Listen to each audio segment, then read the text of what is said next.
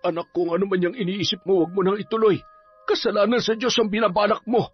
Pangako, itatama ko na ang pagkakamali ko.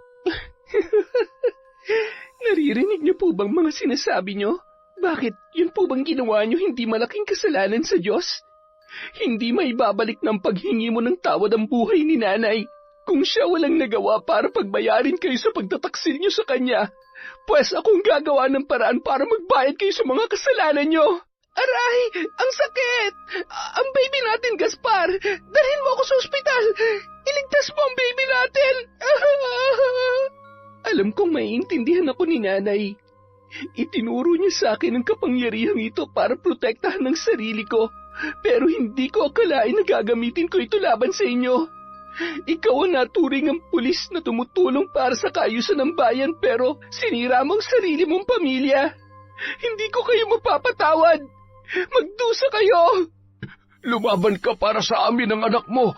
Huwag mo kaming iiwan. Taon 2008. Quezon. Napakatahimik ng kabahayan nang makauwi si Gaspar mula sa kanyang trabaho.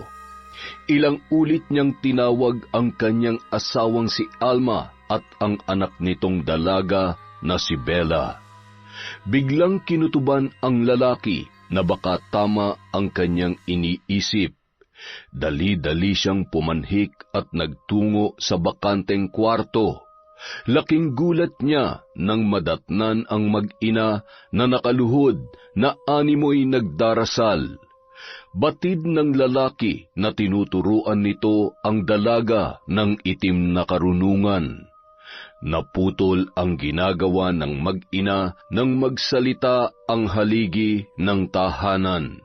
Alma, anong ginagawa mo? Ilang ulit ko bang sasabihin sa iyo na wag mong ituturo yan sa anak mo? Wag mo nang idamay si Bella sa mga maling gawain mo. Hindi ba't pinagbawalan na kitang gamitin yan? Sasagot na sana si Alma nang magsalita si Bella at ipinagtanggol ang kanyang ina. Hinawakan ni Alma ang anak sa braso na nagpapahiwatig na wag nang makipagtalo sa kanyang ama. Tiningnan siya ng ina sa mata at sinenyasan. Hinawakan ng dalaga ang kamay ni Alma at bumuntong hininga. Tay, wag na po kayo magalit kay nanay. Ako naman po ang nagpumilit na turuan niya ako kung paano gamitin ang aklat ng karunungan. Wala naman po siguro mawawala kung matututunan ko yon. Hindi ko naman po basta-basta gagamitin. Nasa sakin naman po kung sa masama o mabuting paraan ko yan gagamitin. Kahit na, masama pa rin yan. Walang maganda may dudulot yan sa buhay natin. Sisirain lang niya ng buhay mo. At isa pa, malaking kasalanan sa Diyos ang ginagawa niyong yan. Pero Gaspar, alam mo naman kung bakit gusto ko itong ituro sa anak natin. Para ito sa kanyang kapakanan at kaligtasan. Paano na lang kung may mga taong mang-api sa kanya? Hindi sa lahat ng oras ay nasa tabi niya tayo para protektahan siya. Anong silbi ng pagiging pulis ko kung hindi ko kayo mapoprotektahan? Lalong-lalo na siya na nag-iisang anak natin. Kung sakali mang may mang-api sa kanya, batas ang magpaparusa sa kanila.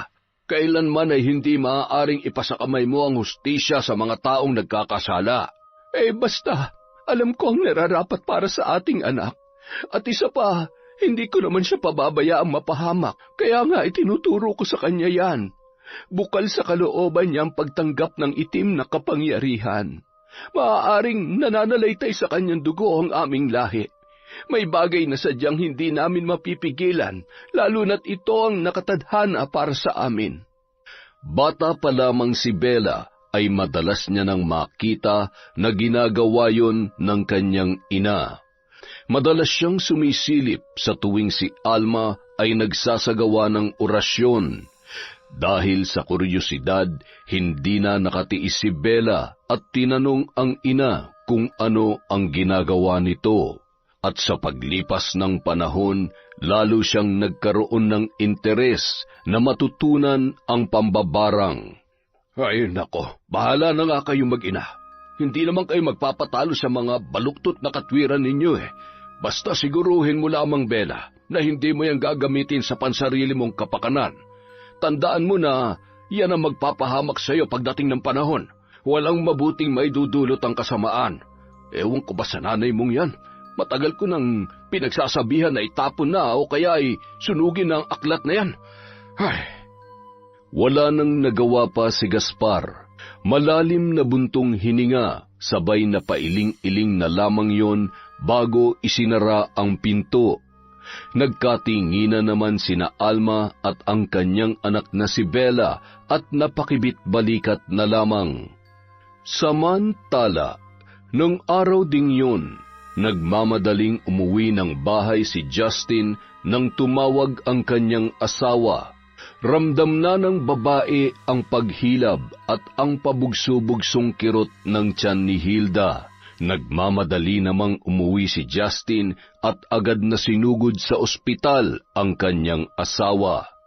Nagsilang ng napakalusog na batang lalaki si Hilda at labis na kasiyahan ang nadarama ng mag-asawa nang masilayan nila ang kanilang anak. Tingnan mo, mahal, ang cute ng baby natin. Mukhang nagmana yata sa akin Ano ka ba? Siyempre ako nanay. Kaya sa akin nagmana ang anak natin. Ay, sige na nga. Kamukha mo na. Ibig sabihin, talagang mahal na mahal kong misis ko. Mababakas ang masasayang ngiti sa mukha ng mag-asawa. Agad pinaalam ni Justin ang balita sa kanyang ninong sa kasal na si Gaspar. Parehong pulis at magkasama sa trabaho ang magninong. Nung bagong kasal pa lamang sina Justin at Hilda, madalas na dumadalaw sa opisina ang kanyang may bahay. Madalas din yung may dalang pagkain para sa kanyang asawa at sa ninong nitong si Gaspar. Maging ang mga kasamahan ni Justin ay natutuwa dahil pati sila ay nabubusog sa dalang masasarap na pagkain ni Hilda.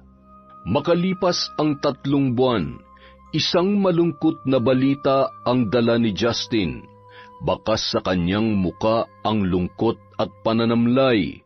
Nahalata naman ni Hilda ang kalungkutan ng kanyang asawa. Mahal, may problema ba? Bakit para yatang uutangan ng asawa ko? May problema ba sa trabaho? Ano kasi, mahal madedestino ko sa ibang lugar. Ano? Bigla naman yata. Kaya lang, wala naman tayo magagawa dahil kasama sa trabaho mo yan. Ilang buwan ko palang nakakasama ang baby natin. Mawawalay na ako agad sa tabi niya. Ay. Huwag ka mag-alala, mahal. Umuwi ka na lang kapag bakante ka. Basta kahit malayo ka sa amin ng anak mo, ingatan mo ang sarili mo dahil maghihintay kami ni baby sa pag-uwi mo. Oo, mahal. Mamimiss ko kayo lalo ng baby natin. Mag-iingat din kayo dito, ha? Lalo ka na, kakapanganak mo pa lang. Bawal ang mabinat kaya huwag ka munang magkikikilos dito sa bahay. Kukuha ko ng makakatulong mo para hindi ka mag-isa dito, ha? Makalipas ang 1 linggo, papaalis na nun si Justin. Bago ito umalis ay nagpaalam siya sa kanyang mga kasamahan. Ibinili niya ang asawa at anak sa kanyang ninong Gaspar. Hindi naman napigilan ni Justin ang pagluha sa kanyang pag-alis habang nagpapaalam sa kanyang asawa. Ganon din naman si Hilda na sa unang pagkakataon ay malalayo sa kanya. Habang mahigpit na magkayakap ang mag-asawa ay hindi nila mapigilan ang mapaiyak. Mag-ingat ka doon, mahal, ha? Mamimiss ka namin ni baby. Sige na, lumakad ka na't baka magbago pang isip ko. Baka hindi kita payagang umalis. Ay naku, mahal ko naman. Kung pwede nga lang talaga Basta tandaan mo, para naman to sa kinabukasan natin. Lalong-lalo na kay baby. Alam ko, nagbibiro lang naman ako. Kahit naman hindi ako pumayag, wala naman akong magagawa Ayaw ko naman mawalan ka ng trabaho dahil lang sa ayaw ko mawala ka sa piling namin. Ganun talaga. Kaya kailangan natin magtiis. Sige na, mag-iingat ka.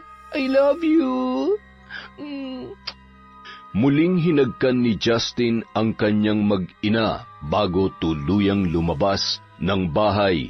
Sinundan na lamang ng tingin ni Hilda ang asawa mula sa bintana ng kanilang bahay. Habang karga ang kanyang anak ay napahagulgul siya na sinabayan naman ng biglang pag-iyak ng bata. Kinabukasan, labis na paninibago ang nararamdaman ni Hilda. Nasanay kasi ito na nagigising siya sa mga halik ng asawa bago ito pumasok sa trabaho. Makalipas ang 2 buwan ay isang magandang balita naman ang ipinarating niya kay Justin. Mahal, kumusta kayo dyan ni baby? Miss na miss ko na kayo. Sobra. Sa susunod na linggo nga pala, makakauwi ako, mahal. Talaga, mahal? Salamat naman sa Diyos kung ganon.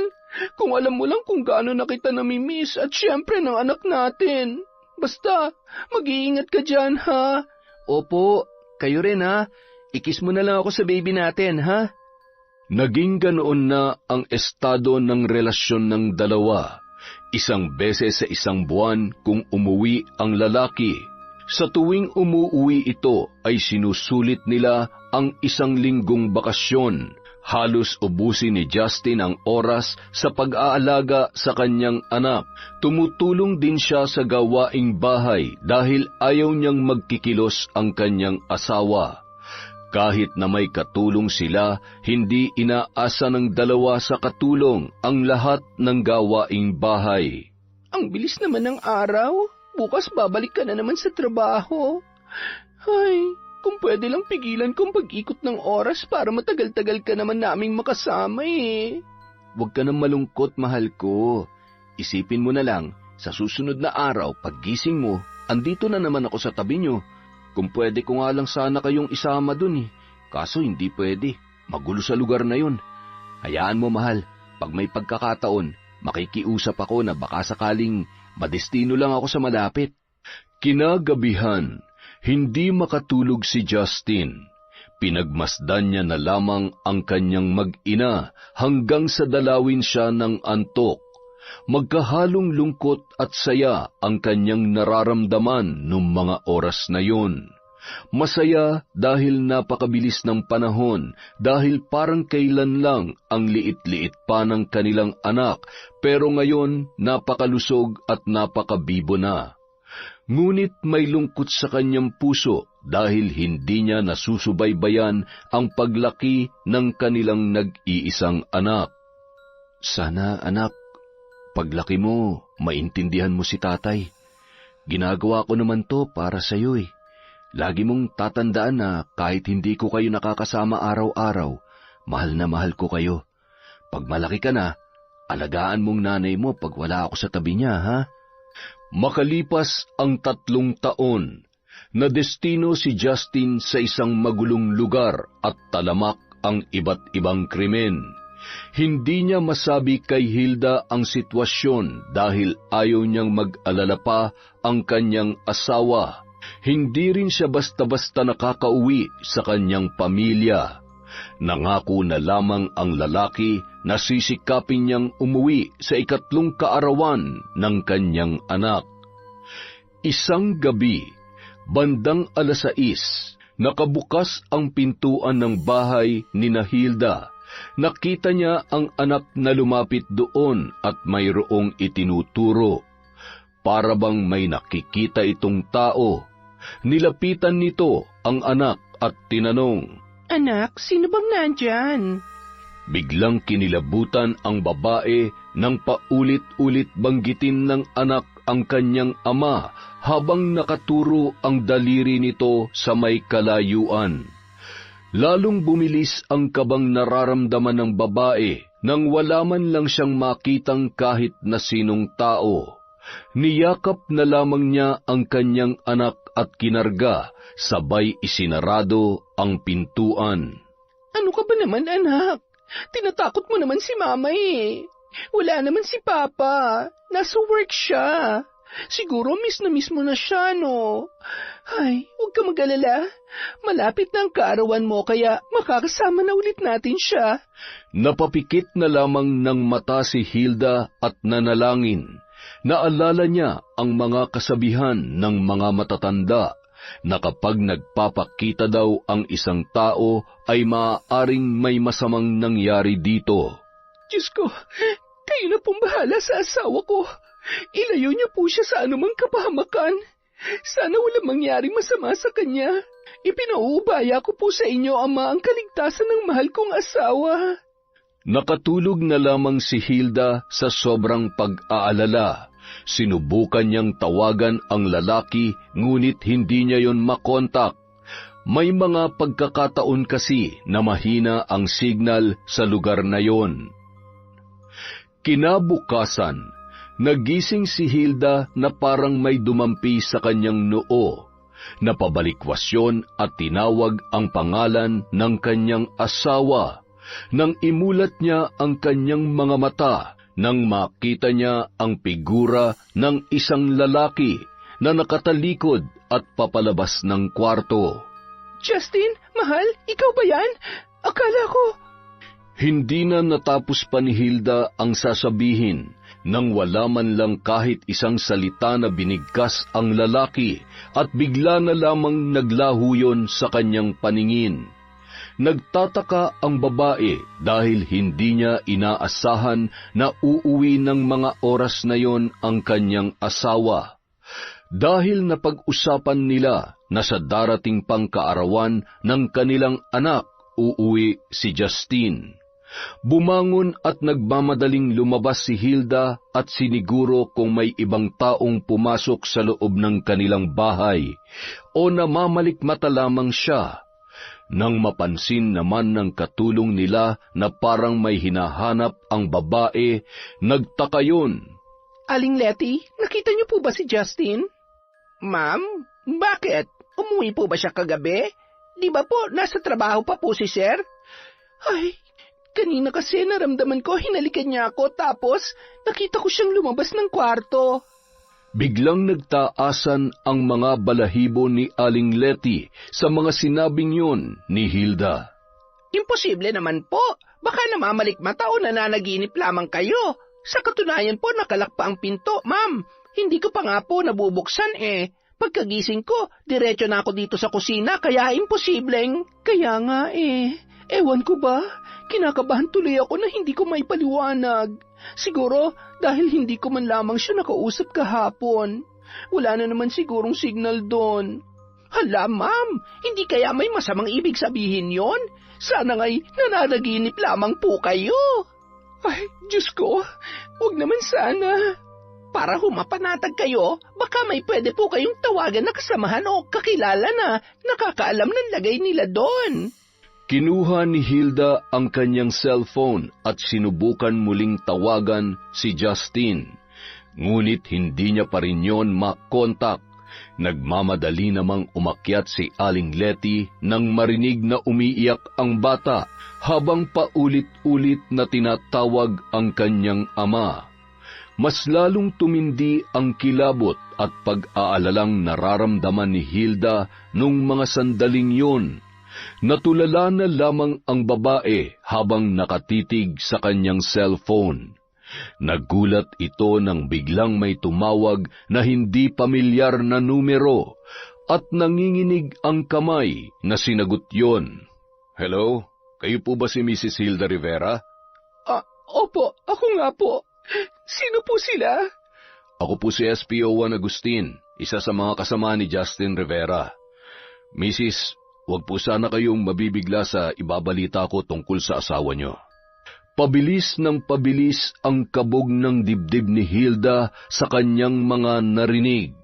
Mas lalo siyang kinabahan sa maaaring kasunod na sasabihin ng lalaking kanyang kausap.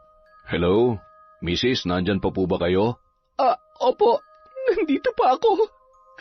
Ano po ang tungkol sa asawa ko? Kagaya po ng sinabi ko kanina, huwag po kayong mabibigla. Wala na po si Justin. Anong wala na? Ano pong ibig niyo sabihin? Patay na po ang asawa niyo, Mrs. Hindi. Hindi totoo yan. Hindi pwedeng mamatay si Justin. Buhay ang asawa ko. Buhay siya. Justin, mahal ko. Habang pinapaliwanag ng lalaki ang nangyari, halos blanko na ang isip at hindi na makahinga si Hilda. Sa sobrang sakit na kanyang nararamdaman, napahagulhol na lamang ito at naglupasay sa sahig. Namatay si Justin sa isang kinasang operasyon ng kanilang samahan laban sa mga drug pusher. Nagpalitan ng putok ang magkabilang grupo at sa kasamaang palad, tinamaan si Justin. Dinala pa sana siya sa ospital, ngunit dineklarang dead on arrival na ang lalaki. Umalingaw-ngaw ang iyak ni Hilda sa buong kabahayan at natarantang bumaba si Aling Letty sa pag-aalala nito kung ano ang nangyari sa kanyang amo. Ma'am, ano pong nangyari sa inyo? Bakit po kayo umiiyak? Aling Letty, patay na si Justin. Wala nang asawa ko. Justin, bakit mo kami iniwan? Bakit? Labis naman ang awa na naramdaman ni Aling Letty para kay Hilda, kaya naman mahigpit niyang niyakap at pilit na pinapakalma yun. Samantala, habang kumakain ng tanghalian sina Gaspar, bigla namang may tumawag sa kanya. Nakarating din sa lalaki ang masamang balita na nangyari sa kanyang inaanak na si Justin. Sa sobrang pagkabigla, nabitawan nito ang hawak na baso, dahilan para mabasag yun. Anong nangyari sa iyo, Gaspar? Sino ba yung kausap mo at ano ang sinabi? Bakit ganyan na lamang ang naging reaksyon mo? Wala na si Justin. Patay na siya. Diyos ko, kawawa naman lalo yung mag-inang naiwan niya. Sus Mariosep, napakabata pa niya. Ano kaya nangyari? Mabuti pa, kumustahin mo yung mag-ina. Agad namang tinawagan ni Gaspar si Hilda para kumustahin. Hindi niya makausap ng maayos ang babae dahil panay ang hikbi nito. Kaya minabuti niyang puntahan na lamang sa bahay bago siya pumasok sa trabaho. Pagkarating ni Gaspar kina Hilda, agad na mahigpit na yakap at paghagulgol ang tinugon ng babae. Ninong, wala nang asawa ko. Hindi ko kaya mabuhay nang wala siya. Paano na kami ng anak ko? Ano ka ba, Hilda? Huwag kang magsalita ng ganyan. Tatagan mo lang ang loob mo. Kailangan mong lakasan ang loob mo para sa anak mo. Huwag kang mag-alala, nandito lamang ako. Kung kailangan mo ng tulong, huwag kang magdalawang isip na lumapit sa akin. Salamat, Ninong. Hindi ko talaga alam kung anong gagawin ko ngayon. Teka, kailan daw may uuwi dito ang bangkay ni Justin? Inaasikaso na daw po. Baka bukas o sa susunod na araw nandito na ang bangkay niya. Hindi ko po alam kung bakit kailangan mangyari ang lahat ng ito. Ang dami-dami niya pang pangarap para sa pamilya namin. Muli na namang humagulhol si Hilda. Hindi naman tumigil sa pagpapalakas ng loob ng babae si Gaspar. Ngunit ilang sandali lamang ay nagpaalam na ang lalaki. Pinilit ni Hilda na pakalmahin ang kanyang sarili habang pinupunasan ang mga luhang pumapatak sa kanyang mga mata.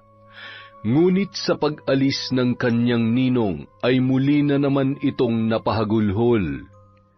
Makalipas ang ilang araw, naiuwi na ang bangkay ni Justin. Halos mahimatay si Hilda nang makita ang katawan ng kanyang asawa. Justin, mahal ko. Ang daya-daya mo. Sabi mo, uuwi ka sa karawan ng anak natin. Hindi naman itong usapan natin eh. Paano na kami ngayon ng anak mo? Mahal na mahal kita. Isang linggong binurol ang mga labi ni Justin. Gabi-gabi pumupunta si Gaspar para alalayan ang kanyang inaanak na nooy halos wala ng ganang kumain. Maging ang asawa ni Gaspar na si Alma at ang anak nitong si Bela ay nakikiramay din. Nakiramay din ang mga dating kasamahan ng lalaki sa trabaho. Naging malungkot ang mga yugto nang ihatid na sa huling hantungan ang labi ng lalaki. Nawalan pa ng malay si Hilda habang ibinabaon sa hukay ang kanyang asawa. Kawawa naman si Hilda, maagang nabiyuda. Ang bata-bata niya pa naman. Iniwan agad siya ng kanyang asawa. Ay, hindi talaga natin alam kung kailan kukunin ng Diyos ang buhay ng isang tao. Kaya nga, naku, panigurado, mag-aasawa pa yan si Hilda. Maganda at bata pa. Natigil ang pag-uusap ng dalawa nang sawayin sila ng isang matanda. Pinagalitan pa ito dahil sa nagdadalamhati na nga ang babae ay pinag-iisipan pa nila ng kung ano-ano. Natahimik at pabulong pang nagsisihan ang dalawang nagchichismisan. Makalipas ang ilang araw, halos wala pa ring gana si Hilda sa lahat ng bagay. Palagi na lang nakakulong sa kwarto at ayaw kumain. Nadatnan ni Aling Letty na nakahandusay si Hilda sa sahig. Dahil sa pag-aalala ng kasambahay, humingi na ito ng tulong kay Gaspar. Dahil yun lamang ang tanging alam niyang malapit sa babae. Wala nang magulang si Hilda, nasa malayo ng lugar ang kanyang mga kapatid at may kanya-kanya na ring mga pamilya. Sakto namang papauwi ang lalaki kaya nagmamadali nitong tinungo ang bahay ni Hilda. "Oh, Letty, kumusta si Hilda? Ano ba nangyari?" Ikinuwento ni Aling Letty sa lalaki ang kanyang nadatnan nung mga oras na yun. At sinabi niya rin na halos ilang araw na itong walang ganang kumain. Maya-maya, nagising na si Hilda at pagmulat ng kanyang mga mata ay una niyang nakita ang kanyang ninong Gaspar. Ninong, ano pong ginagawa niyo dito? Tinawagan ako ni Letty. Nawalan ka raw ng malay. Nag-aalala na siya sa kalagayan mo. Hilda, ano ka ba naman? Bakit pinababayaan mong sarili mo? Tingnan mo nga ang itsura mo. Oh. Naiintindihan ko ang sakit at lungkot na nararamdaman mo. Pero sana naman, huwag mong kalimutan na may anak ka pa. May rason ka pa para mabuhay. Nawalan na siya ng ama. Ano na lamang ang mangyayari kung pati ikaw ay mawawala din sa kanya? Muli na namang napahagulhol ang babae. Niyakap at inalo naman ito ng kanyang ninong. Medyo napatagal ang lalaki sa bahay ni Hilda. Hindi rin nito namalayan na tumatawag na ang kanyang asawa. Samantala, Nay, bakit parang hindi po kayo mapakali dyan? Teka, hindi pa rin po umuwi si tatay? Yun nga anak eh. Kanina ko pa tinatawagan, hindi naman sumasagot. Nag-aalala na tuloy ako sa kanya. Alam mo naman ang nangyari dun sa inaanak niya, hindi ba? Ayaw kong mangyari rin yun sa tatay mo. Nasaan na kaya ang lalaking yun? Sa kabilang banda, napagtanto ni Gaspar na lumalalim na ang gabi at nagpaalam na ito kay Hilda. Muli niyang pinagsabihan ang babae at pilit na pinapalakas ang loob. Nagpasalamat naman ang kanyang inaanak at humingi ng paumanhin sa abala. Samantala, halos mag-aalas 10 na nang makauwi si Gaspar. Tulog na rin si Bela nung mga oras na yon, at tanging si Alma ang nadatnan ng lalaki na naghihintay sa kanyang pag-uwi. "Saan ka galing? Bakit ngayon ka lang? Kanina pa ako tawag ng tawag sa'yo. Bakit ba hindi mo sinasagot ang tawag ko? Akala ko'y kung ano na nangyari sa'yo." "Pasensya ka na, tinawagan kasi ako ng katulong ni Hilda. Nahimatay si Hilda kaya nataranta ng matanda kaya ayun, pinuntahan ko. Nakakaawa ang kalagayan niya.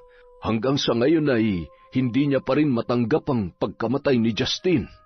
Napabuntong hininga na lamang si Alma at pumasok na sa kanilang kwarto para matulog. Nagbihis at agad na ring natulog ang lalaki at hindi na ito naghapunan pa.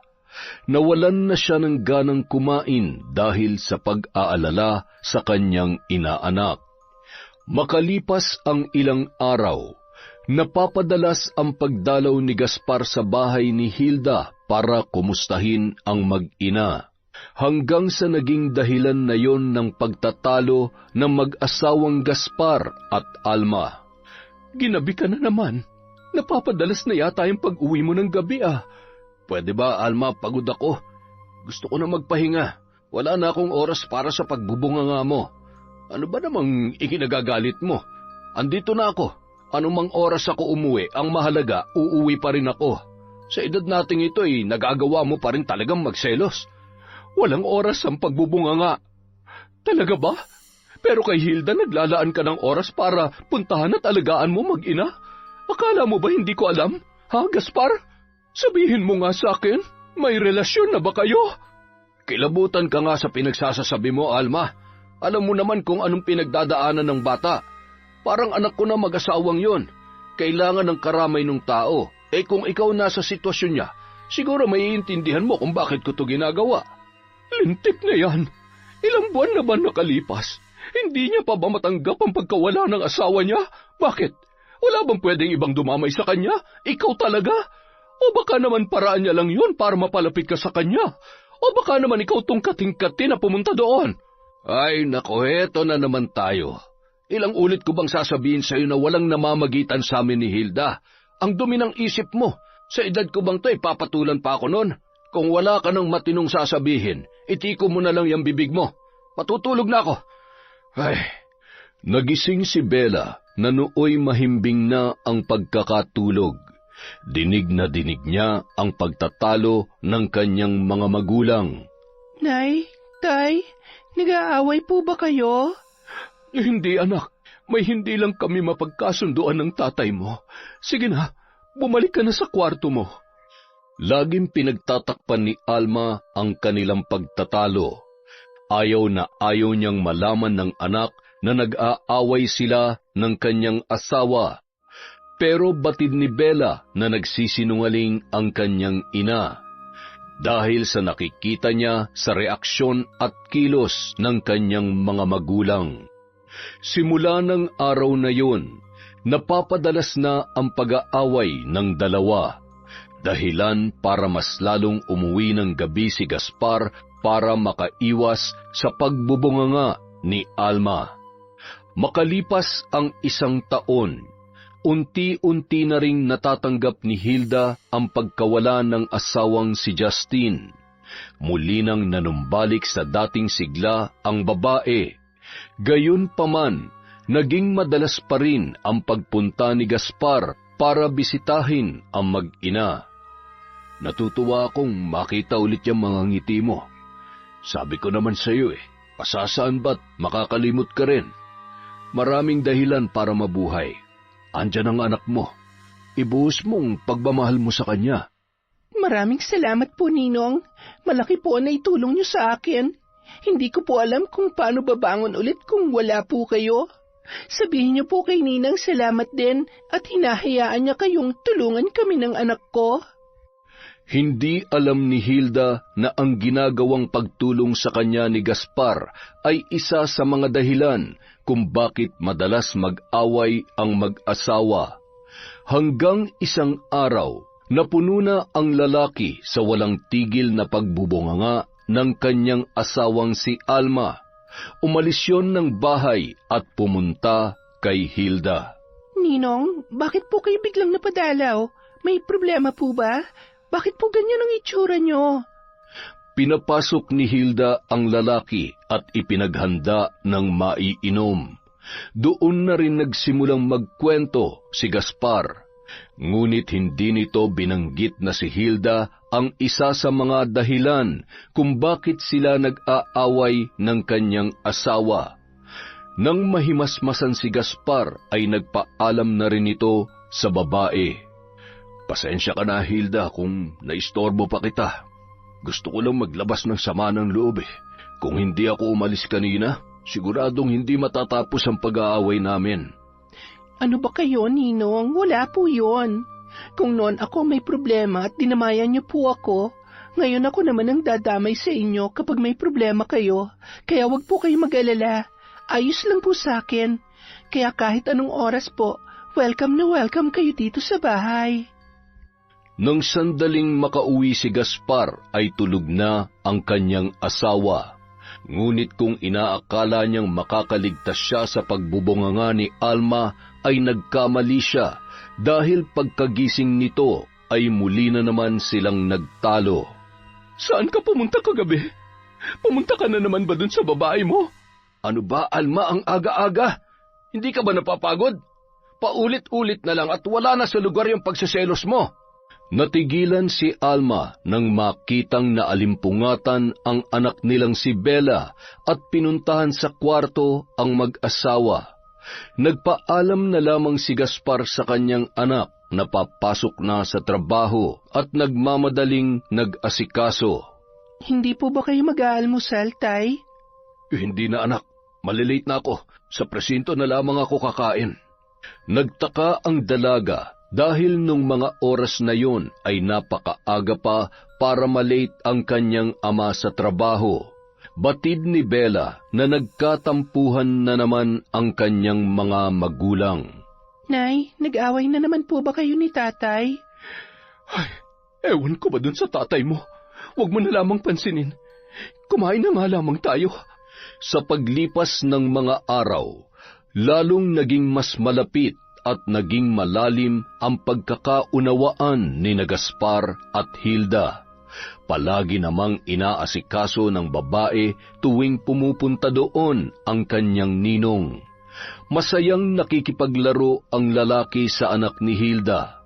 Nakangiting pinagmasdan ng babae ang dalawa habang naglalaro. Hindi rin nito mapigilan na pumatak ang kanyang mga luha dahil hindi niya maiwasang maalala si Justine. Siguro kung nabubuhay ka pa ngayon, asawa ko, ganyan na ganyan rin kasaya habang kalaro mo ang anak natin. Sayang lang at hindi mo na nasilayan ang paglaki niya. Oh, Hilda, ano nangyari sa'yo? Bakit ka umiiyak? May problema ka ba? Wala po. Naalala ko lang po si Justine at natutuwa lang po ako na nakikitang masaya kayo ni baby. Biglang lumapit si Gaspar at hinawakan ang kamay ni Hilda. Nagulat naman ang babae sa ikinilos ng kanyang ninong. Alam mo, Hilda, sa totoo lang, hindi ko maipaliwanag ang sayang nararamdaman ko sa tuwing nandito ako sa bahay niyo. Yung tipong para akong nasa tahimik at payapang lugar. Naiinggit nga ako kay Justine dahil mayroon siyang asawang katulad mo. Kahit wala na siya, napakaswerte niya pa rin. Hindi ko alam kung ano tong nararamdaman ko sa'yo. Biglang napatras ang babae at nagpumiglas sa pagkakahawak ni Gaspar. Po, ano pong ibig niyong sabihin?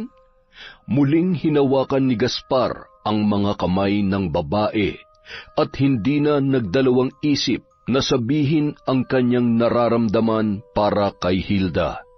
Alam kong mali ito, pero hindi ko na mapigilan ang sarili ko. Nahuhulog na ang loob ko sa iyo, Hilda. Napapamahal na ako sa iyo, maging sa anak mo. Ho? Anong pinagsasasabi niyo, Ninong? Nababaliw na po ba kayo? May asawa po kayo at... Alam ko, siguro nga nababaliw na ako sa iyo. Hindi mo ako masisisi kung bakit nahulog ang loob ko sa iyo. Hindi na ako masaya sa asawa ko. Yung sayang gusto ko ay sa iyo ko nahahanap. Ikaw ang nagpapasaya sa akin, Hilda. Kayo ng anak mo. Hindi makagalaw si Hilda dahil sa kanyang mga narinig. Binitiwan lamang ni Gaspar ang kamay nito nang dumating si Aling Letty galing sa pamamalengke. Nagpaalam na ang lalaki na aalis na. Walang tugon si Hilda dahil sa pagkabigla nito sa mga pangyayari nung mga oras na yon. Makalipas ang 1 linggo, hindi nagparamdam si Gaspar. Hindi muna pumupunta sa bahay ni Hilda ang lalaki Iniisip niya kasi na baka naggalit sa kanya ang kanyang inaanak dahil sa kanyang pag-amin. Hanggang isang araw, Ano ba tong nararamdaman ko? Bakit parang namimiss ko ang lalaking yon? Bakit hindi siya mawala sa isip ko? At pati yung mga sinabi niya. Mali to, Hilda. Hindi pwede mangyari ang iniisip mo. Kamamatay lamang ng asawa mo, mas lalong hindi pwede dahil may asawang lalaking yon. At isa pa, para mo na rin siyang ama. Ninong mo siya, pero naguguluhan ako. Gulong-gulo ang isip ni Hilda dahil sa kanyang nararamdaman. Pero isa lamang ang gusto niyang mangyari. Gusto niyang makita ang kanyang ninong Gaspar. Palagi siyang nakaabang sa labas kung may darating na lalaki. Ngunit bigo ang babae. Gusto niyang subukang tawagan, ngunit nag-aalangan siya na baka ang asawa nitong si Alma ang makasagot. Hinayaan niya na lamang na lumipas ang mga araw, baka sakaling mawala at magbago ang kanyang nararamdaman. Ngunit habang tumatagal ay mas lalo pang tumitindi ang kanyang pananabik na makita si Gaspar. Samantala, nung araw ding yun ay nagkaroon ng matinding pag-aaway ang mag-asawang Gaspar at Alma. Sa sobrang galit ng lalaki ay minabuti nitong umalis na lamang ng bahay at magpakalasing. Lintik na buhay to. Araw-araw na lang. Rinding-rindi na ako sa bunganga ng babaeng yon. Napakagulo na ng buhay ko. Kung hindi lang alang-alang sa anak namin ay matagal ko na siyang hiniwalayan. Nang malasing ang lalaki, sa halip na sa kanilang bahay umuwi, ay dumiretso ito sa bahay ni Hilda. Nagulat at nagtataka ang babae dahil sa alanganing oras na ay may kumakatok pa sa kanilang pintuan. Nang silipin niya at nakita ang lalaki, ay agad niya itong pinagbuksan. Ninong, ano pong ginagawa niyo dito? Teka, lasing po ba kayo? Inalalayan ni Hilda si Gaspar na pumasok at pinaupo sa sofa. Kumuha agad ng towel at palangganang may tubig ang babae. Habang pinupunasan, tinatanong naman ni Hilda kung ano ang nangyari at bakit ito nagpakalasing. Walang yung babae yon. Palagi na lang ako inaaway. Napapagod na ako sa ugali niya.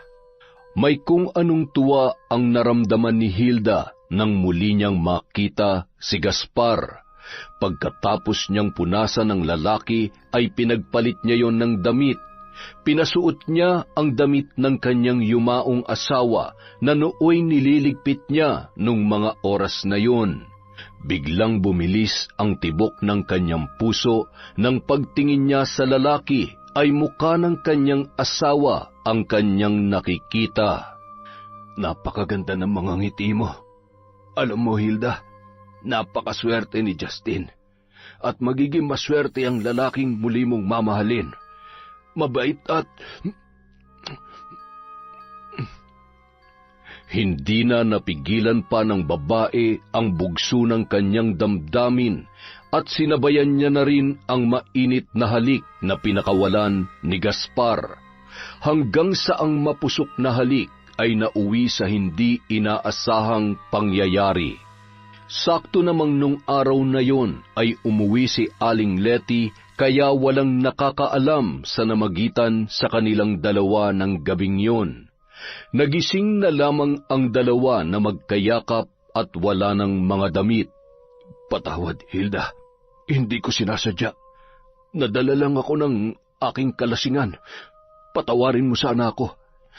Kasalanan ko rin naman, kaya huwag na tayo magsisihan. Ano nang gagawin natin ngayon? Paano kapag nalaman to ni Ninang? Hindi to pwedeng malaman ng asawa ko. Ibang magalit si Alma, kaya kailangan mag-ingat tayo. Mahal kita, Hilda. Kung papayag ka, ilihim natin ang relasyon natin. Alam kong mali ito, pero gusto kong malaman mo na masayang-masaya ako ngayon at hindi ko pinagsisisihan ang nangyari sa atin. Tumango na lamang si Hilda at niyakap si Gaspar. Simula ng araw na yon, nagkaroon na sila ng lihim na relasyon. Napadalas na muli ang pagdalaw ng lalaki at kapansin-pansin na ang mga pagbabago sa kilos at tinginan ng dalawa. Maging si Aling Letty ay naninibago na sa kaswitan at pag-aasikaso ni Hilda kay Gaspar. Ngunit hindi na lamang ito binibigyan ng mali siya ng katulong. Nagpapalitan na rin sila ng mga matatamis na mensahe sa kanilang telepono. Nakahalata na rin si Alma sa kinikilos ng kanyang asawa. Palaging hawak ni Gaspar ang kanyang cellphone at minsan nahuhuli pa niya na nakangiti ito habang binabasa ang mensahe sa kanyang cellphone. Sa tuwing tumutunog yon ay walang kasing bilis na dinadampot ng lalaki na parabang may tinatago at ayaw mabasa ng iba. Malaman ko lang na nampababae ka. Malilintikan talaga sa akin yung babae mo. Makalipas ang 2 buwan, hindi muna madalas dumalaw si Gaspar sa bahay ni Hilda dahil naghihinala na si Alma sa kanyang asawa. Minabuti muna ng lalaki na lumayo upang mawala ang pagdududa ni Alma. Samantala, Ano nangyayari sa akin? Bakit ako nahihilo? At, ano bang nakain ko? biglang kinabahan si Hilda lalo na't ilang buwan na siyang hindi pa rin dinadatnan ng kanyang buwanang dalaw. Hindi mawala sa isip niya na posibleng nagdadalang tao na siya. Upang makasiguro, bumili siya ng pregnancy test at hindi nga siya nagkamali sa kanyang hinala. Hindi pwede to. Hindi ako pwedeng mabuntis. Anong gagawin ko? Kailangan itong malaman ni Gaspar. Nag-alala si Hilda kung paano niya sasabihin kay Gaspar ang kanyang pagbubuntis. Dahil halos ilang araw na ring hindi nagpapakita sa kanya ang lalaki. At kahit text ay hindi ito nagpaparamdam. Hindi rin niya naman pwedeng puntahan sa opisina dahil malalaman ng mga katrabaho nito ang kanilang relasyon. Nagpalakad-lakad at hindi mapakali ang babae. Hindi nito malaman kung ano ang kanyang gagawin. Mas lalong hindi niya pwedeng puntahan sa bahay ang lalaki dahil mabubuko sila ng kanyang ninang na si Alma. Diyos ko, ano ba tong pinasok kong gulo? Kapag nalaman ng asawa ni Gaspar ang tungkol sa amin, baka mapatay ako ni Ninang. Ang tanga-tanga mo talaga, Hilda. Matanda na nga yung pinatulan mo, may asawa pa. Ninong mo pa. Kinabukasan, buo na ang desisyon ni Hilda na tawagan si Gaspar. Nagbabaka sakali siya na sagutin ng lalaki ang kanyang tawag. Ito na lamang ang tanging paraan para ipaalam kay Gaspar ang kanyang pagdadalang tao. Nung mga oras ding yon ay naliligo si Gaspar at naiwan ang cellphone sa may kama. Sakto namang nandoon si Alma na nagliligpit ng higaan. Narinig ng babae na tumunog ang cellphone ng kanyang asawa. Ayaw niya sanang pakialaman, ngunit bigla siyang kinutuban ng masama. Habang naliligo ang lalaki ay dahan-dahan niyang dinampot ang cellphone at pinindot yon. Hello? Mabuti naman at sinagot mong tawag ko. Bakit pa hindi mo ako pinupuntahan? May dapat kang malaman. Buntis ako. Anong gagawin natin? Nanginginig ang mga kamay ni Alma habang pinapakinggan ang boses ng babae. Natitiyak niya na kilala niya ang babaeng tumatawag. Bigla niya yung ibinaba nang lumabas sa banyo ang kanyang asawa.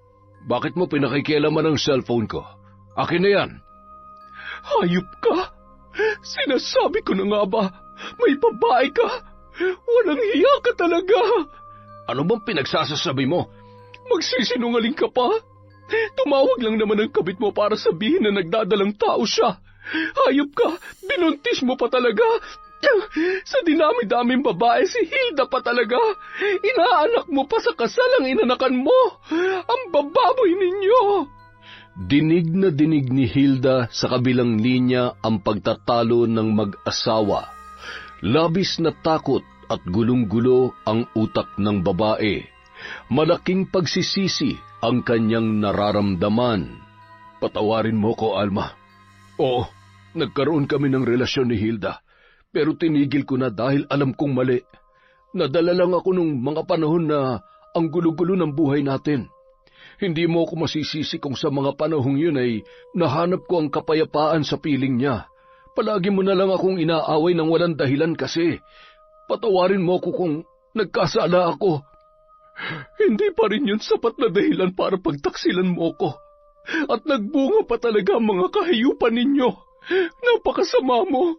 Hindi ako magseselos ng walang dahilan. Hindi kita mapapatawad, Gaspar. Lumayas ka. Kinasusok lamang kayang pagmumukha mo. Naririnig mo ba ako? Lumayas ka!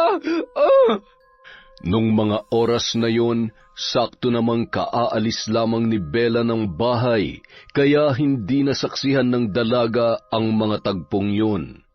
Umalis na lamang si Gaspar para mahimasmasan ang galit ng kanyang asawa. Nagmamadali niyang pinuntahan si Hilda para alamin ang buong katotohanan. Si Alma naman ay nagwawala at naglulupasay sa galit sa kanyang asawa at sa babae nito. Nang makarating si Gaspar sa bahay ni Hilda ay nagmamadali yung bumaba ng kanyang kotse at pumasok sa loob ng bahay. Agad namang tumakbo papalapit si Hilda at niyakap ng mahigpit si Gaspar. Hilda, totoo bang buntis ka? Oo, Gaspar. Hindi ba tumawag ako sa iyo kanina? Oo, buntis ako. At hindi ko na alam kung anong gagawin ko. Alam na ni Alma na may namamagitan sa atin. Galit na galit siya. Itigil na natin ito, Hilda. Susustentuhan ko yung bata. Magpapakaama ko sa kanya. Ngunit putulin na natin ang kung anumang namamagitan sa atin. Isang pagkakamali lamang yun at... Pagkakamali? Ganun na lang yon? Hindi ako papayag. Kailangan mo akong panagutan. Panindigan mo lahat ng pinangako mo. Gaspar, ang sabi mo ayaw mo na sa kanya at ako na ang mahal mo. Gulong-gulo ang isip ni Gaspar. Hindi niya alam kung sino ang pipiliin. Napamahal na rin sa kanya si Hilda at magkakaanak pa sila. Pero sa mata ng Diyos at sa batas, si Alma pa rin ang legal niyang asawa. Mahal niya rin ang anak nitong si Bella at ayaw niyang masira ang kanilang pamilya. Uminom at nagpakalasing ang lalaki bago siya umuwi sa kanilang bahay. Samantala, walang tigil sa pag-iyak si Alma sa labis na sakit na nararamdaman. Nagkulong sa kwarto buong maghapon. Hawak noon ang isang botelya na may lamang mga tableta. Minahal kita ng sobra, Gaspar. Pero bakit mo nagawa sa akin ito?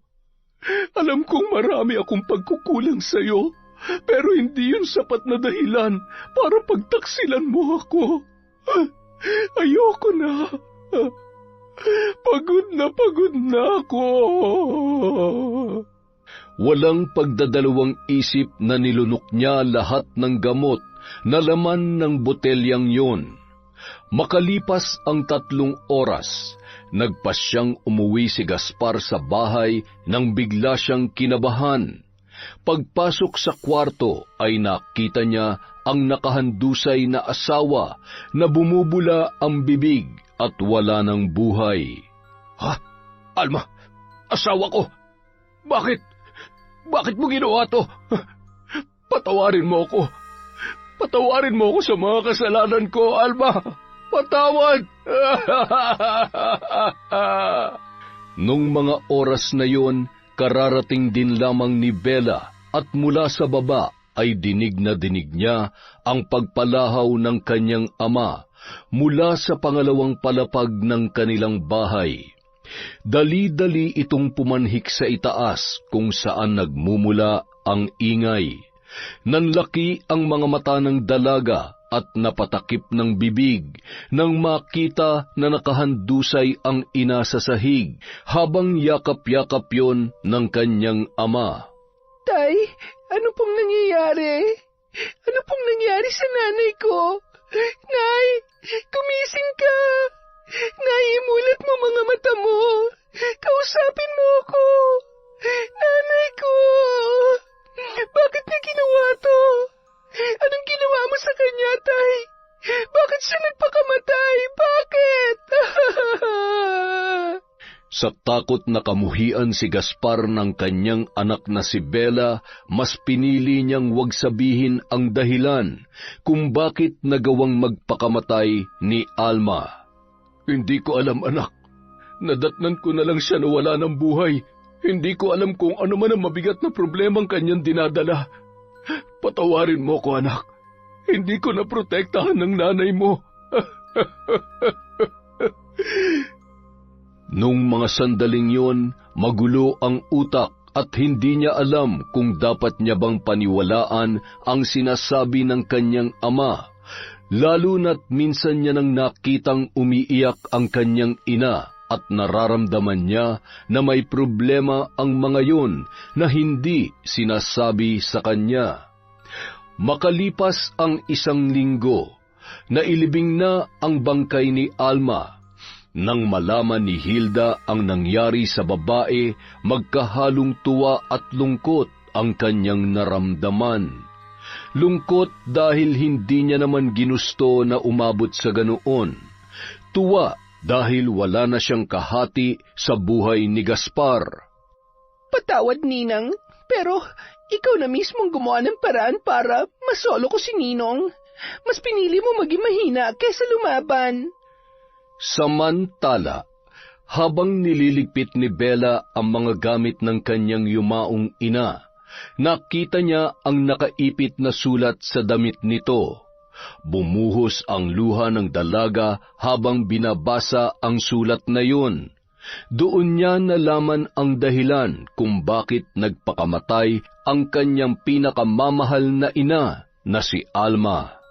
Mas lalong nakaramdam ng galit ang dalaga dahil nagsinungaling sa kanya si Gaspar. Nagmamadaling pumunta si Bella sa bahay ni Hilda para kumprontahin ang babae. Hindi niya inaasahan na madarat nandoon ang kanyang ama. Kaya naman mas lalong sumidhi ang galit ng dalaga. Bella, anong ginagawa mo dito? Napakasama mo, Tay. Ngayon alam ko na ang lahat. Ang kakapal ng mukha nyo. Paano mo ito nagawa kay nanay? Pinaniwala mo ako na wala kang alam sa pagkamatay niya. Para ano? Para pagtakpan niyang kataksilan niyo ng babae mo? At ikaw naman, ang landi-landi mo. Ilang taon pa lang na namatay ang asawa mo, lumandi ka na kaagad. Wala ka na ba makitang iba at ang tatay ko pa talaga? Nakakadiri kayo. Ang dumi-dumi niyo. Bitiwan mo ako. Aray ko, Gaspar, ano ba? Tulungan mo ako. Hindi naman magkanda-ugaga sa pag-awat si Gaspar, sa noon ay galit na galit niyang anak.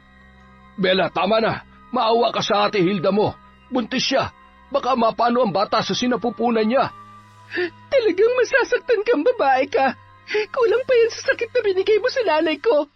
Dapat ikaw na lang ang namatay, hindi ang nanay ko. Salot!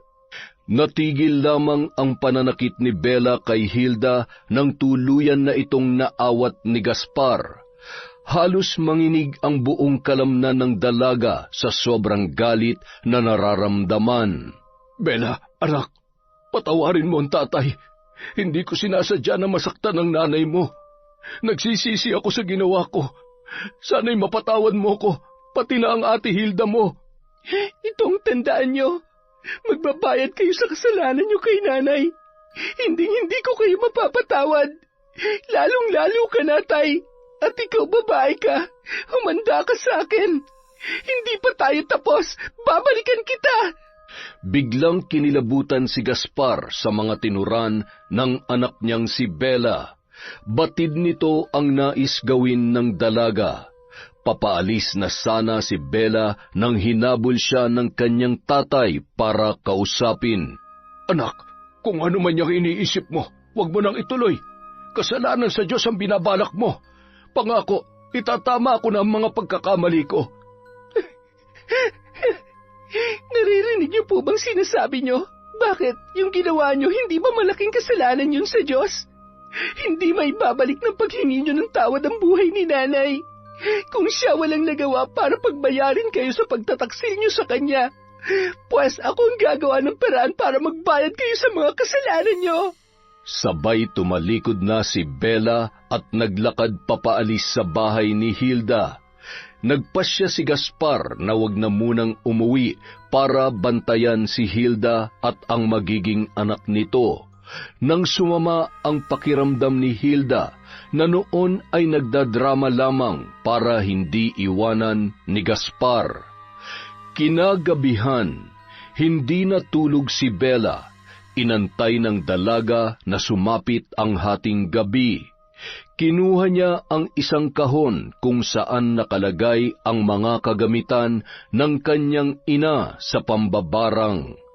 Habang inaantay ang pagpatak ng 12:00, inayos niya ang mga gagamitin sa pagsasagawa ng ritual. Ilang sandali pa, sumapit na ang takdang oras. Nagsimula na ang dalaga sa pambabarang kay Hilda at maging sa kanyang ama. Sinindihan niya ang kandila, kinuha ang papel kung saan nakasulat ang buong pangalan ng dalawa. Gamit ang kandilang nakasindi, sinunog niya ang papel habang paulit-ulit na binibigkas ang pangalan na nakasulat doon. Kasunod ng mga kahindik-hindik na salita. Ngayon matitikman niyo ang aking paghihiganti. Ipapalasap ko sa inyo kung anong sakit ang binigay niyo sa nanay ko. Dapat sa mga katulad niyo, hindi binibigyan ng puwang na mabuhay dito sa mundo. Mga manloloko, taksil at walang puso.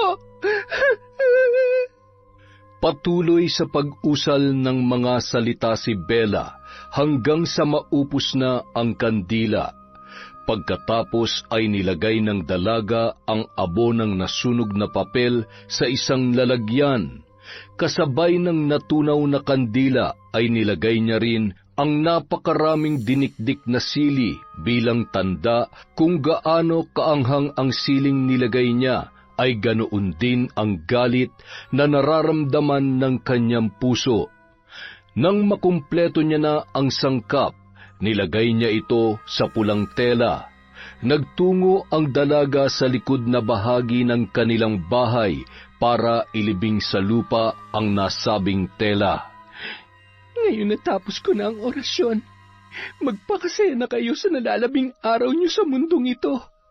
Dahil unti-unti nang nasusunog ang mga kaluluwa niyo sa impyerno.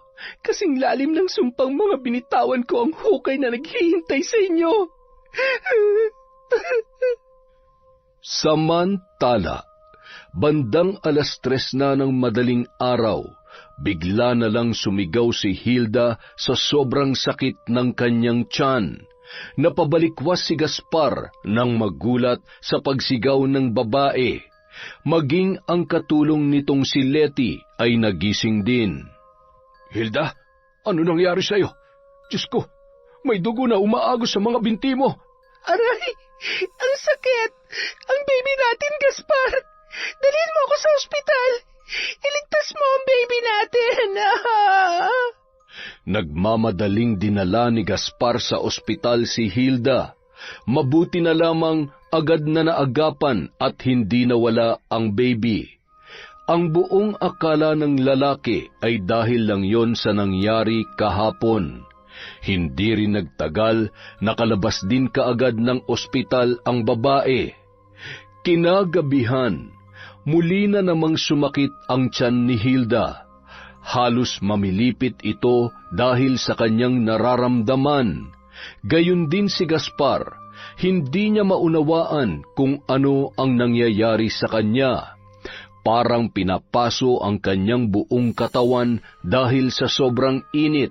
may kung ano-ano namang mga butlig ang tumutubo sa katawan ni Hilda.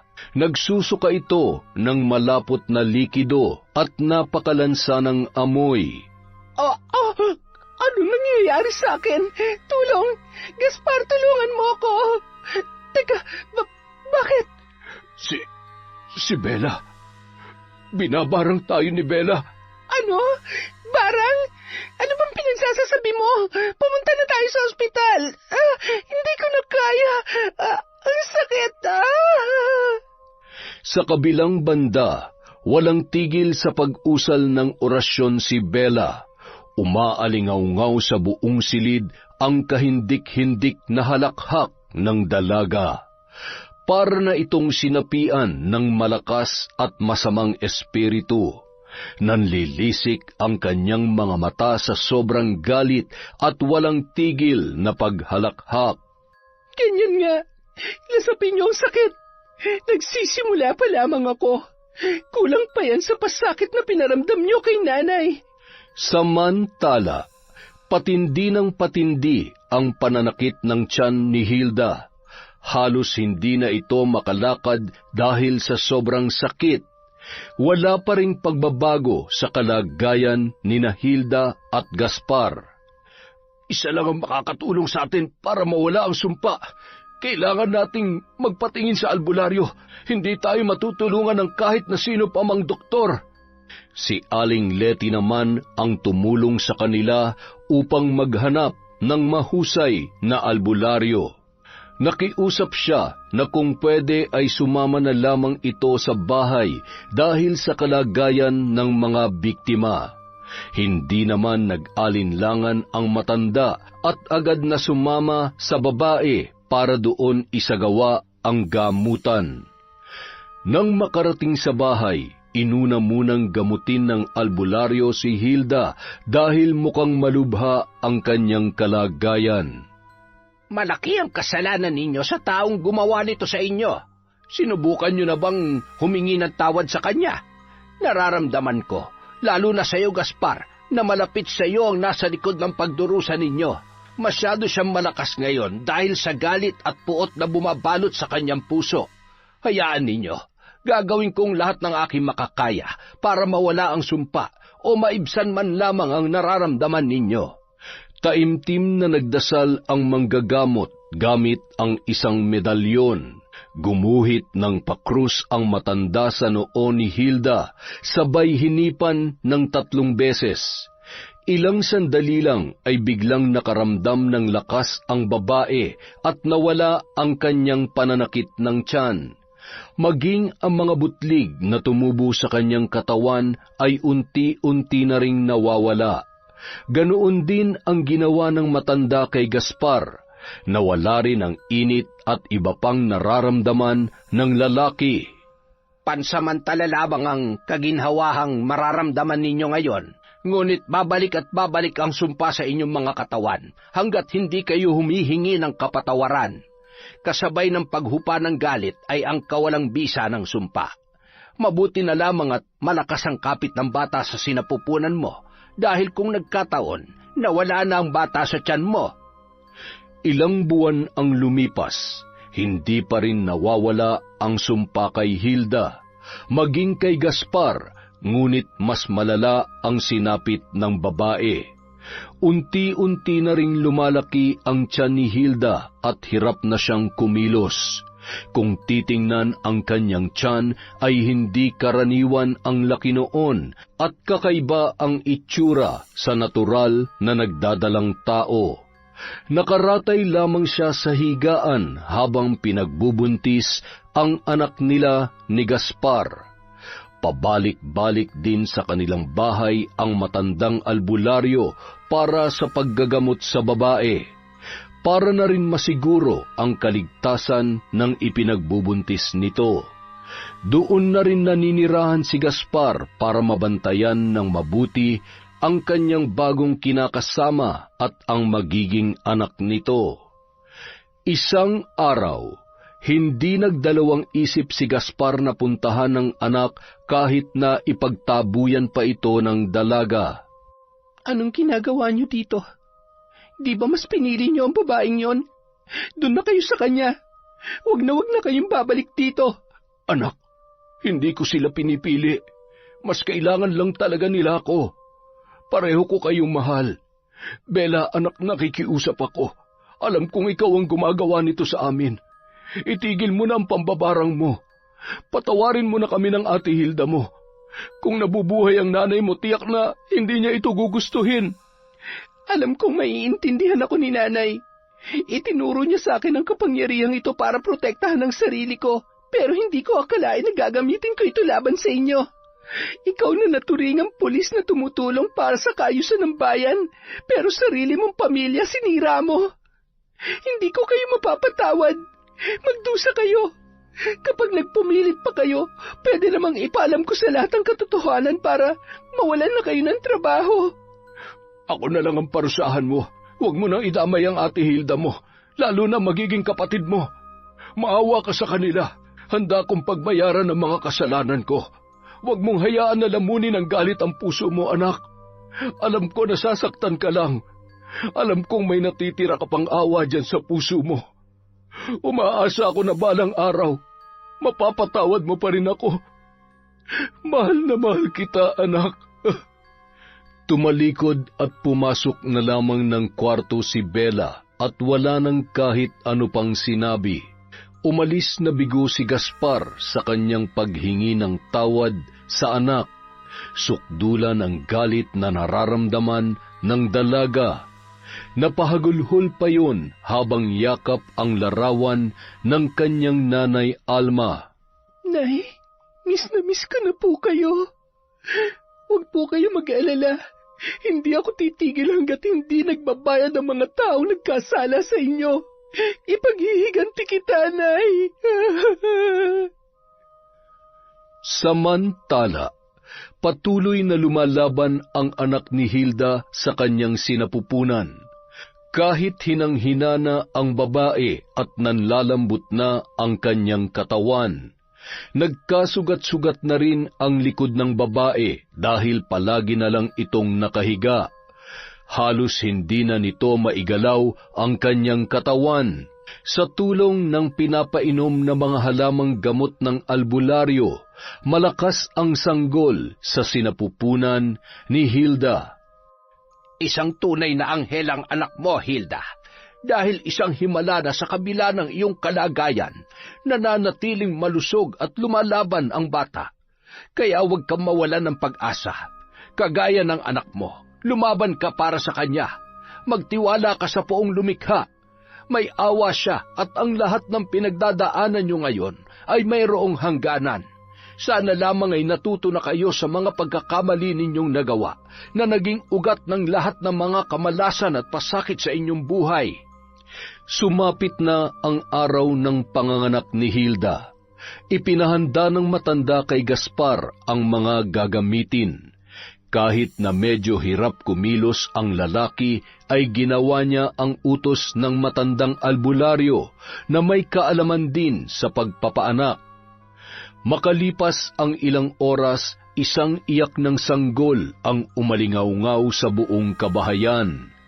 Ngunit pagkatapos mailuwal ni Hilda ang bata, ay nandilim ang kanyang paningin at nahirapan na siyang huminga. Kasabay ng napakalakas na pag-agos ng dugo, mula sa pinagdaanan ng bata ay may kasama yung mga insekto at nangisay ang babae. Pagbuga ng dugo ay nanlisik na ang mga mata noon. Nang tumigil sa pangingisay ay bahagya pang dumilat yon at ibinuka ang bibig na animoy may gustong sabihin. Iha, lumaban ka. Huwag kang bibitaw. Manalangin ka. Lumaban ka para sa amin ang anak mo. Huwag mo kami iiwan. Ikaw na ang bahala sa anak natin. Patawad, Bella.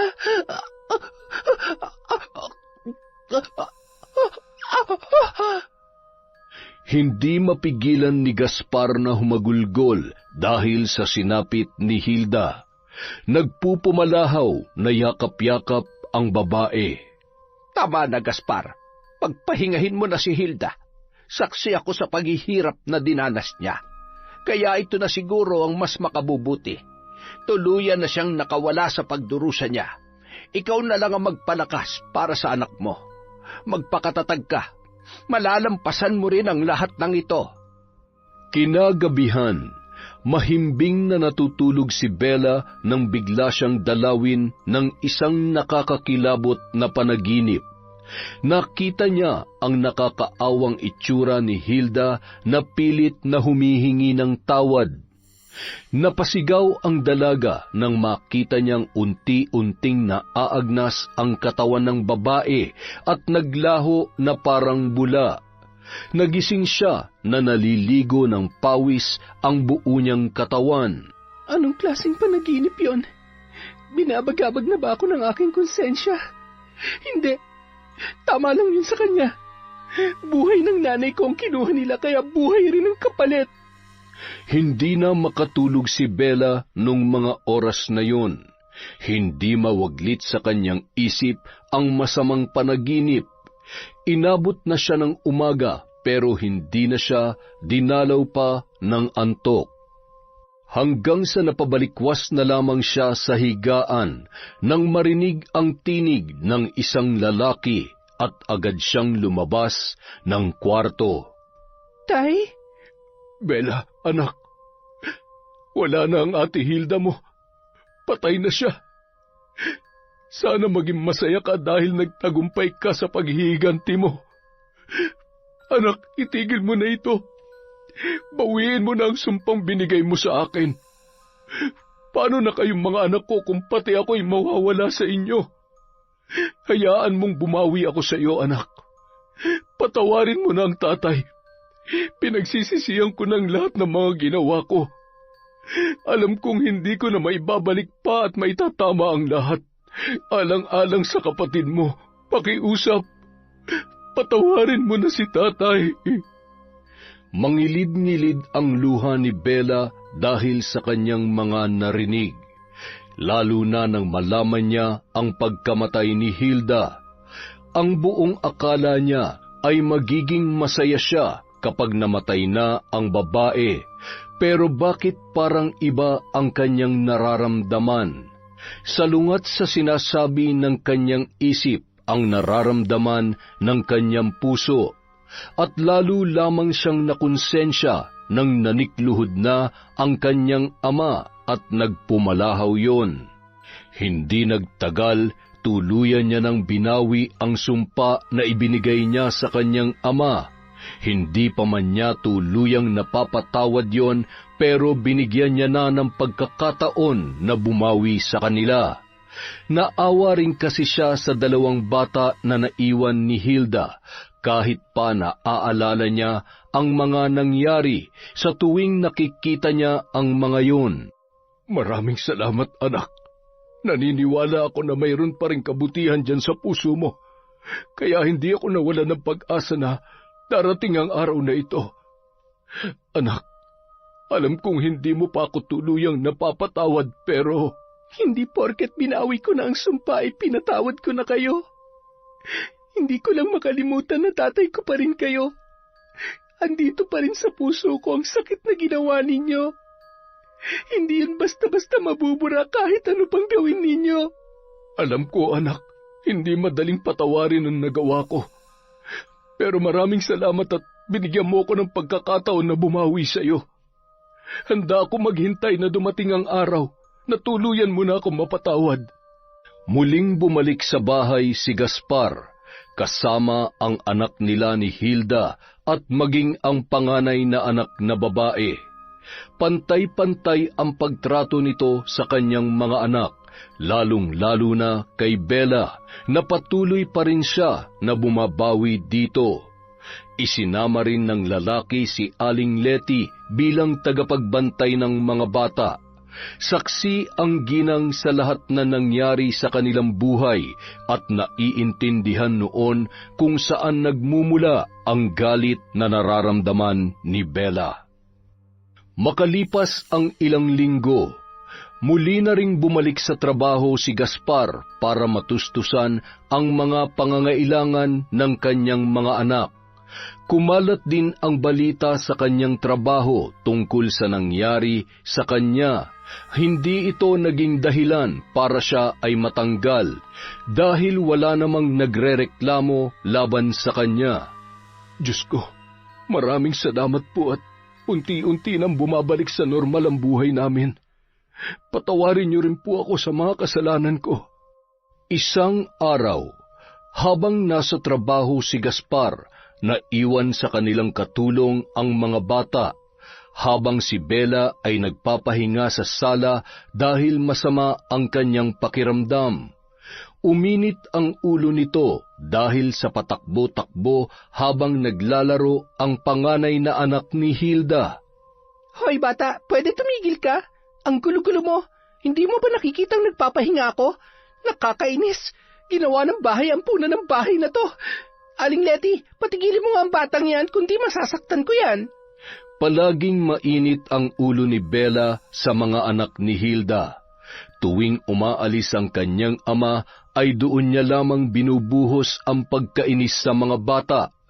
Lalong naiinis at nagseselos ang dalaga sa tuwing nilalambing ito ng batang lalaki. Pwede ba umalis ka nga? May ginagawa ako. Doon ka sa yaya mo magpatulong. Alis! Umiyak na lamang ang bata na lumapit kay Aling Letty. Pinatahan na lamang ito ng ginang at sinabihan na baka masama lamang ang pakiramdam ng ate niya kaya mainit ang ulo. Halos araw-araw, ganoon ang sitwasyon nila sa bahay. Kapag nandoon si Gaspar, ay pilit na nagtitimpi si Bella sa pagkainis sa mga bata, lalo na kapag nabubulahaw ang dalaga sa oras ng kasarapan ng kanyang tulog. Rinding-rindi siya sa lakas ng pag-iyak ng sanggol. Wala siyang magawa kundi ang mapatakip na lamang ng unan sa kanyang tainga. Buwisit talaga mga bata to. Kainis. Nawala nga malandi nilang ina, nag-iwan naman ng mga salot. Makalipas ang 2 araw, habang abala si Bella sa pagbe-bake ng cake para sa kanyang kaibigan nang hindi sinasadya, nasagi ng bolang nilalaro ng bata ang ginagawa nito, dahilan para masira yun. Buwisit ka talagang bata ka. Wala ka na talagang gagawin kundi sirain ang araw ko, no? Halika nga dito. Gusto mo talagang makatikim sa akin, ha? Pinagpapalo ni Bella sa puwet ang bata hanggang sa umiyak yun ng umiyak. Hindi tinigilan ng dalaga ang bata sa pagpalo at nakita yon ni Aling Letty, kaya agad niyang inawat si Bella. Sakto namang dumating si Gaspar at nakitang umiiyak ang kanyang anak. Anong nangyayari dito?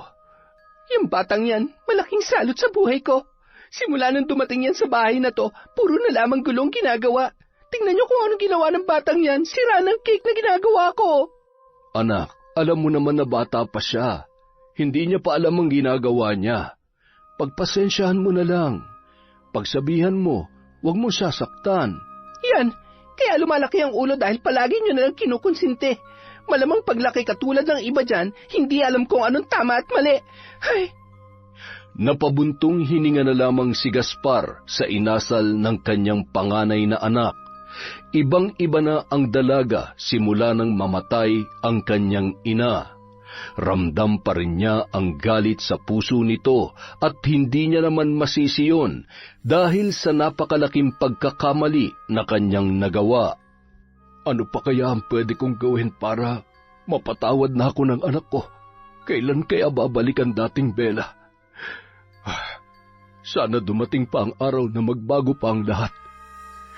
Miss na miss ko ng mabait, malambing, at mapagmahal kong anak. Kinaumagahan, inutusan ni Bella si Aling Letty na lumabas at bumili ng kanyang mga gagamitin sa paggawa ng cake. Sakto namang mahimbing na natutulog ang sanggol at ang batang lalaki naman ay naglalaro. Hindi na ito masyadong naglilikot pag andyan ang ate Bella niya dahil natatakot siya na baka saktan na naman siya ng dalaga. Kaya kampante ang ginang na iwan saglit ang kanyang mga alaga. Ilang minuto pa lang ang nakakalipas nang makaalis ang ginang nang biglang umiyak ang sanggol. Hindi ito inintindi ni Bella, hinayaan niya lamang yung umiyak. Ngunit hindi yun tumigil at mas lalong lumakas pa ang pag-iyak ng bata. Iritang-irita at napilitan ng dalaga na patahanin ang sanggol. Binigyan niya ng gatas, ngunit ayaw dumede ng kanyang kapatid. Aling Letty, nasaan na kayo? Anong gagawin ko? Hindi naman ako marunong mag-alaga ng bata.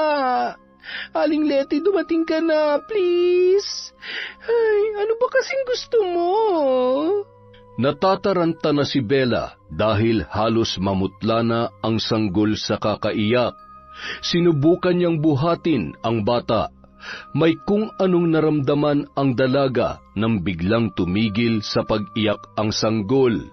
Nang titigan niya ito ay ngumiti ang bata at sa unang pagkakataon ay nakita niya ang napakaamo nitong muka.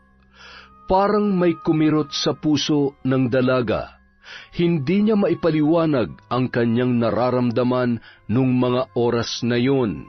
Sa isang iglap, nawala ang galit niya at napuno ng pagmamahal ang kanyang puso. Masayang hinehele ng dalaga ang sanggol nang madatnan siya ni Aling Letty. Bit-bit ang mga pinamili nito. Maluha-luha pa yun sa tuwa na makita sa ganoong kalagayan ang dalaga.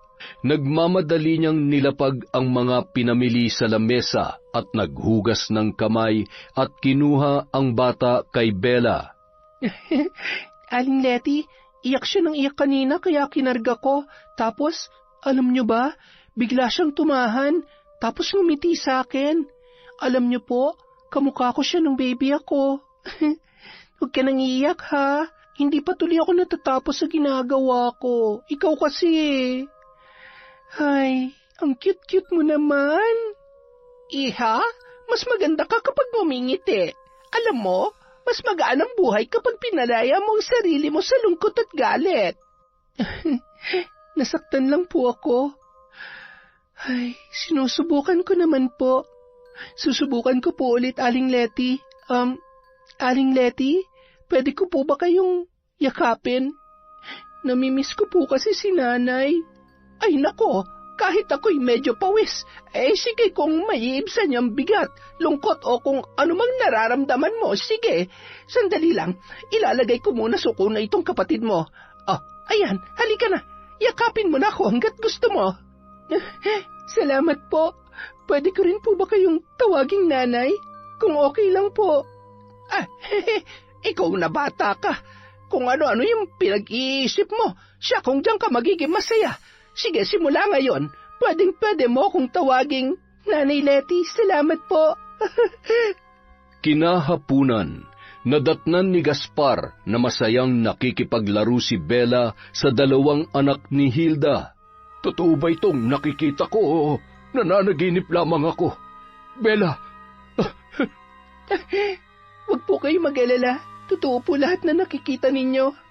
Ngayon ko lang napagtanto na walang kinalaman ng mga batang ito sa kasalanan ng kanilang ina. Sa kasalanan po ninyo. Pinapatawad ko na rin po si Ate Hilda. Sana mapatawad niya rin po ako sa nagawa ko sa kanya. At pinapatawad na rin po kita, Tay. Maraming salamat, Bella. Hindi mo alam kung gaano ko kasaya ngayon. Sana masaya rin ang nanay mo kung nasaan man siya ngayon. Mahal na mahal ko kayo. Salamat. Niyakap ng mahigpit ni Gaspar ang kanyang anak na si Bella. Hindi rin mapigilan ni Aling Letty na madala at mapaluha sa kanyang nakikita. Nanay Letty, bakit po pati kayo naiiyak dyan? Abate, sinong hindi maiiyak para akong nanonood ng teleserye. Masaya lang ako dahil dininig na ng Diyos ang panalangin ko na magkaayos na kayo ng tatay mo. Saksi ako sa mga pinagdaanan ng pamilyang ito, kaya natutuwa akong makita kayong ganyan. Ay, ano ba yan? Ang OA ko naman yata. Makaiyak naman ako, kala mo, kasapi ako sa pamilyang ito. Ano ba kayo, Aling Letty? Pamilya rin namin kayo. Nagpapasalamat nga po ako sa inyo dahil hindi nyo kami iniwan sa kabila ng masalimuot na nangyari sa aming pamilya. Napakalaki po ng utang na loob ko sa inyo. Maraming salamat. Napuno ng iyakan at tawanan ang buong kabahayan. Simula noon, sama-sama na silang nagsisimba linggo-linggo at namamasyal. Hinukay ni Bella ang pulang telang binaon niya sa lupa. Sinunog ng dalaga kasama ang mga kagamitan sa pambabarang. Masaya ang ama nitong si Gaspar dahil sa ginawa ng anak at kahit kailan ay hindi na ito matutuksong gamitin ang itim na kapangyarihan. Huliman para itama ang mga pagkakamali at hindi man maibalik ang panahon at buhay na nawala. Mahirap mang makalimot sa sakit at magpatawad, pero tanging kapatawaran din lang ang magpapalaya sa pusong puno ng galit at puot. Yon! Napakaganda na naman ang kwento natin. Maraming salamat po ulit sa paulit-ulit at walang sawang pakikinig sa Kwentong Enteng. Meron po ulit tayong shout-out. Simulan po natin kay Merly Pura from Riyadh, kay Heli Borja, hi po kay Ava Selina Cacalda, congratulations! Kay Brethart Vahelidad from Kuwait, hi po kay Sally Roldan, kay Mami from Doha, Qatar, kay Len TV, kay Hondra Delin, kay Christine Guevara from Lebanon, hello po kay Almira Africano from Bobon and Samar, kay Marie Felipa Tana Franca, advance happy birthday po sa April 23. Hi kay Jonalyn Tudalias, hello po kay Dimples Yumi, kay Jonah Masirag, hi po sa mga massage therapist from Polomolok, South Cotabato na sila RJ, Sherlyn, Francis, Losi, Benigno, at Biba Dimasu. Hi po kay Hana Maylin Sesgundo, kay Cherry Mukbangers Mr. Tama po ba? Hi po kay Alma Naong, kay Filipina Palsario from Germany, hi kay Mel Santarita, kay Litz Mabag, kay Monica Nieves, kay Elena Ondong, kay, sa Jebo Besidelias family, especially kay Rainier Gian from Rochiel. Hi kay Siren Carmen 01, kay Zairab Sharif from Kuwait, kay Kat Burglar Cutie, Ashley Domingo, Baby Joy Susano, Gina Asuncion, hi kay Kurt Patrick Garcia, kay Margaret Osong, kay Hondra Delin from Dubai, kay Dayan Supapo, kay Monet Rivera from Taytay Rizal. Hi kay I Love Resort Pinay.